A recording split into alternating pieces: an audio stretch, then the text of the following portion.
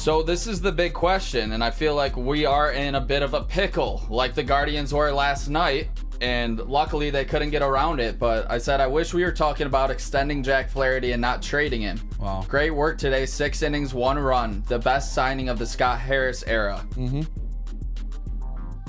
That's where I'm at. It's like I wish we were talking about extending him, but we are not, because we're not in a situation to be actually contending for a wild card spot in my eyes, because we did dig this hole so deep where I just don't know if this team can realistically get out of it. Do you guys see this team remaining hot where you can justify not selling a Jack Flaherty and trying to extend him moving forward? No. I can't. I don't see that happening, unfortunately. Obviously, you'd like to re-sign him and bring him in, but I think we're dealing with a little fool's gold here.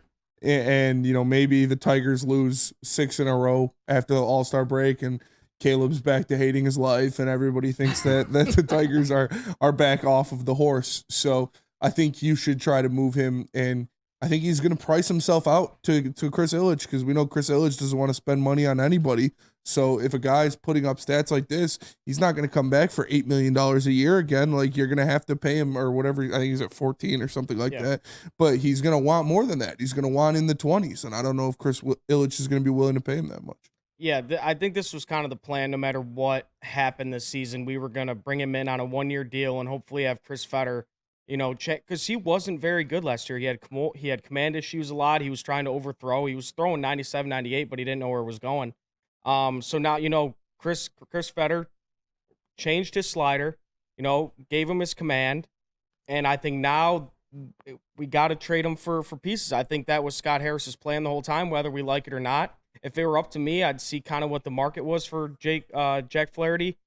If he wanted to do like a 3-year deal, $18 million a year, $20 million a year, I think I'd do that, because that's your number 2 guy behind Scuba right now. Mize isn't working out. I mean, Reese Olson is going to be our number 3.